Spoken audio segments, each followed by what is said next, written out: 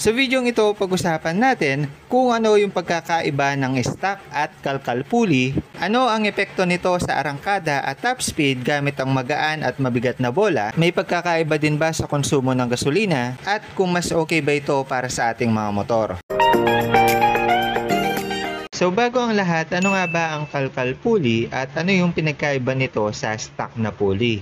Ang stock na pulley ay ang original na pulley nung binili po natin yung ating mga motor. Kumbaga ito yung default setting or itsura ng ating mga pulley. So dito makikita natin na yung rampa ng ating mga bola at yung rampa dito sa pulley na pinagtutuntungan po ng ating mga belt, kasama na rin po yung rampa dito sa ating drive face, ay may default setting po or default angle na 13.8 degrees. At may kinalaman po yung anggulo na to sa bilis ng pagangat po ng belt po natin. At dito naman sa rampa ng bola natin ay hindi pa po siya naka-customize or nakakalkal. So dito may limit pa po yung bola natin sa pagangat dahil parang may stopper pa po sa dulo or hindi po smooth yung rampa niya sa dulo ng pulley. At dahil doon ay hindi makakaangat ng todo yung ating mga bola at may tutulak ng todo yung backplate. Kaya naman po sa ating default setting or stock configuration ay hindi po maglalapit ng husto yung ating mga pulley at drive face. At ang epekto naman nito sa belt ay hindi po ito makakatungtong sa pinakadulo ng ating mga pulley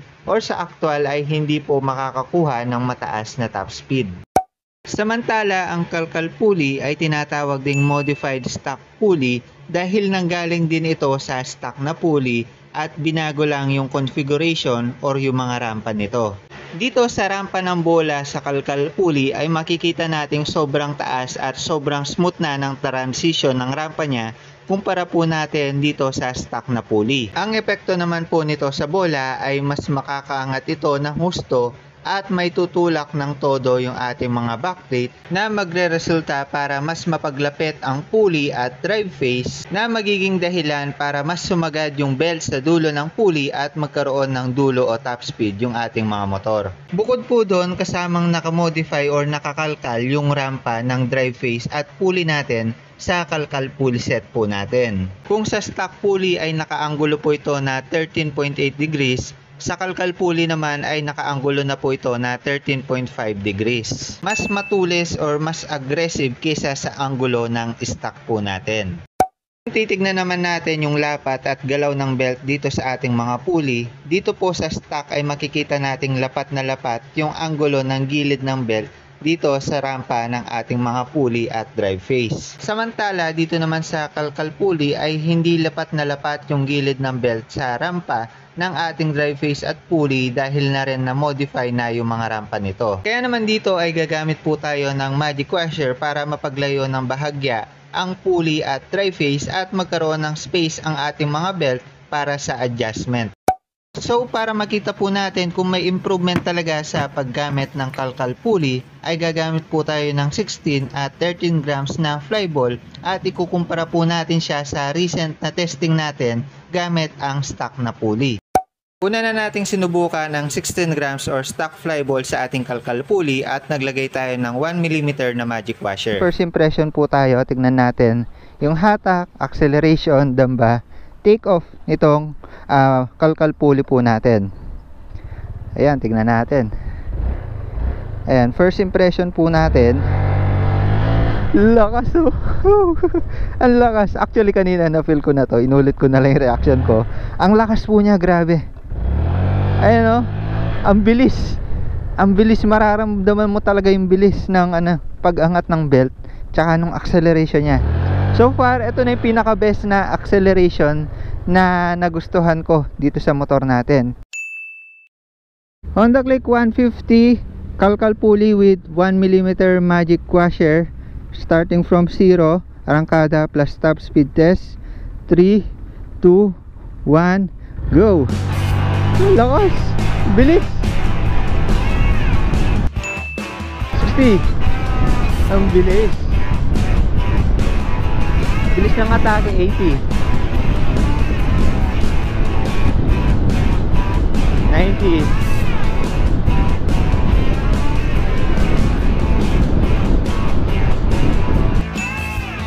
100, 1, 2, 3,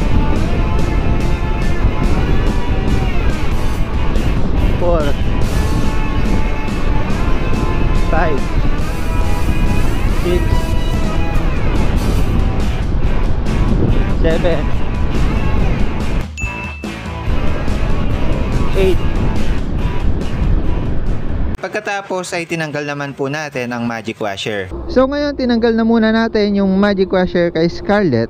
Dahil dun sa may magic washer, maganda yung acceleration niya actually mananibago nga ako, malakas yung damba. So dito, yung acceleration niya, ganun pa rin siya. Malakas, mabilis yung atake niya. Halos same lang siya nung may magic washer tayo. So yan, start na po natin yung arangkada plus top speed test. Kalkal pulley, walang magic washer, stock bola, 16 grams, starting from 0, 3, 2, 1, piga. You know, bilis.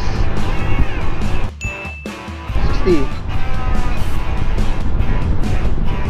25, 80.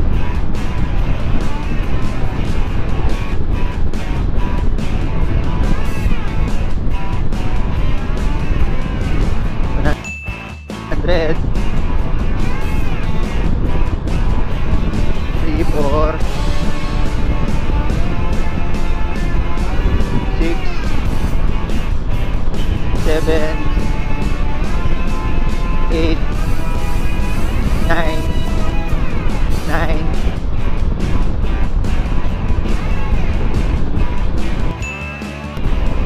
10.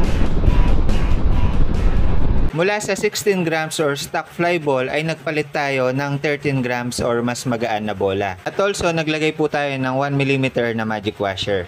So yan, this time nakakabit naman po kay Scarlett natin is 13 grams fly ball dun po sa ating kalkal pulley. So mas magaan ng 3 grams kaysa dun sa kanina or sa stock na fly ball weight ng Click 150 which is 16 grams. So ngayon 13 grams naman po. Also, naglagay din po pala tayo ng 1mm na magic washer. So, yan. Requested rin po ng iba kasi sabi dun sa pinost ko dun sa may community. Nagtanong kasi ako kung anong magandang bola sa kalkal pulley po natin. So, marami po nagsabi. 13 grams, then mas okay po yung magic washer sa kalkal pulley. So, tignan po natin yung performance niya. Mas malakas po yung arangkada nito yung take off. Mas malakas po siya. Ramdam ko naman mas malakas po siya. Mas malakas kaysa dun sa mabigat na bola. Try natin umarangkada ng konti. Smooth pa rin naman yung transition niya. Also mabilis yung arangkada take off. So yan, arangkada plus top speed test na po tayo gamit ang kalkal pulley with 13 grams fly ball at 1mm na magic washer. So starting from 0, arangkada plus top speed test, 3, 2, 1, piga. Uy, lakas 60, bilis ng 60 niya. 80, 78,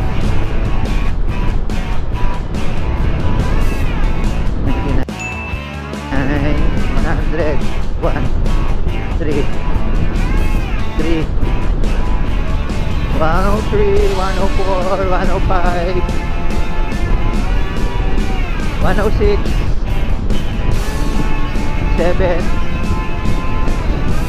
8, 9,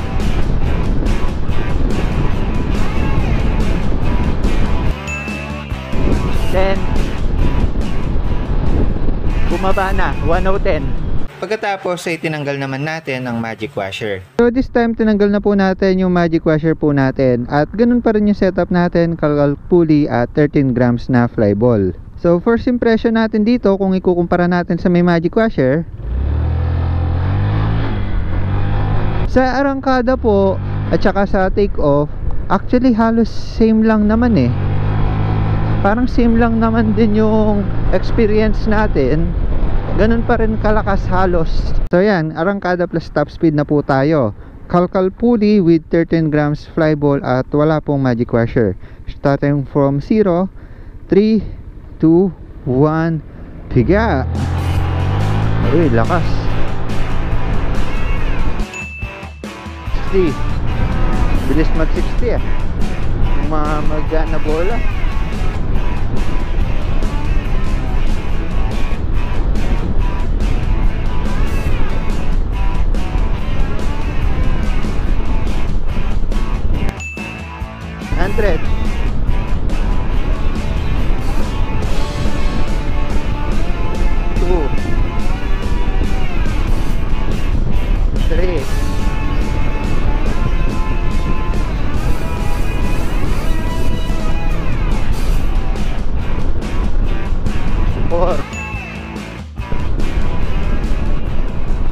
Pagkatapos ng bawat speed test natin ay tumakbo tayo ng 2 kilometers at 60 kph para sa fuel consumption.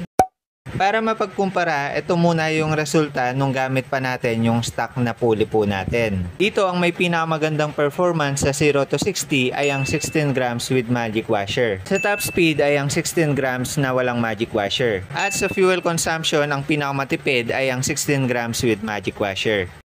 Dito naman sa paggamit natin ng kalkal pulley, ang makikita po nating pinaka-improvement ay ang mabilis na arangkada or ang 0 to 60 kph. Dahil wala pong umabot ng 5 segundo sa pag-abot nito. Sa 0 to 100 naman, ang 13 grams flyball na walang magic washer ang bukod tanging nag-improve gamit ang kalkal pulley.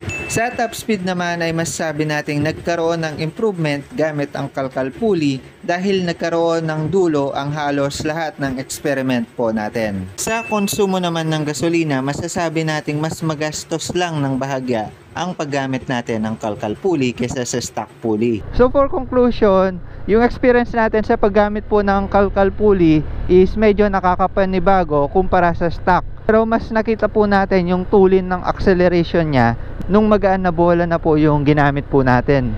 So based sa experiment na ginawa po natin, ang maire-recommend ko po sa inyo para mas ma-maximize nyo po yung paggamit ng inyong mga kalkal pulley is gumamit po tayo ng mas magaan na bola kaysa sa stock po natin. Kumbaga payo ko na lang din, learn from other mistake or other experiment. Specifically kung anong bola yung babagay para sa kalkal pulley at kung may magic washer ba or wala.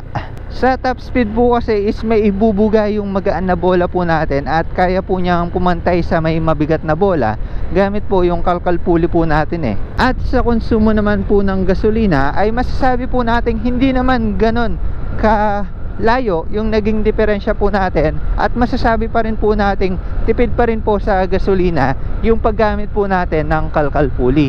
Actually kalkal pulley pa lang po ito wala pa po yung kalkal torque drive at saka hindi pa po tayo nagre-racing pulley. Pero dito nakakakita po tayo ng improvement sa kada experiment po natin. Maybe 1 segundo, 2 segundong mas maaga or mas mabilis na arangkada. Malaking tulong na po yun or malaking bagay. At masasabi nating malaking upgrade na rin po yon sa ating mga motor. Kumbaga masasabi nating matulin na yung atake ng ating mga motor at hindi na po tayo mabibitin. Knowing na hindi po karkado yung ating mga motor at hindi po tayo nagpaparemap. So panggilid pa lang po yung ginagalaw po natin dito. So para naman po sa durability, baka may mang-question din kung gaano katibay yung kalkal pulley po natin at baka hindi po siya tumagal kagaya po ng sa stock po natin. Actually yung kalkal pulley po kasi natin is yung material po niyan is kagaya pa rin po ng sa stock na pulley po natin. So kung gaano katibay yung stock na pulley po natin, ganon din katibay yung kalkal pulley po natin. Siguro dito ang last ko na lang na masasabi about sa kalkal pulley po natin. Ang kalkal pulley, taglay po niya yung tibay or durability ng stock na kalkal pulley. Also, taglay niya rin po yung performance ng mga aftermarket na pulley. So, ayun lang muna para sa video na ito. The more you click, the more you know. Woo! Kalkal pulley para sa ating mga motor. Bye-bye!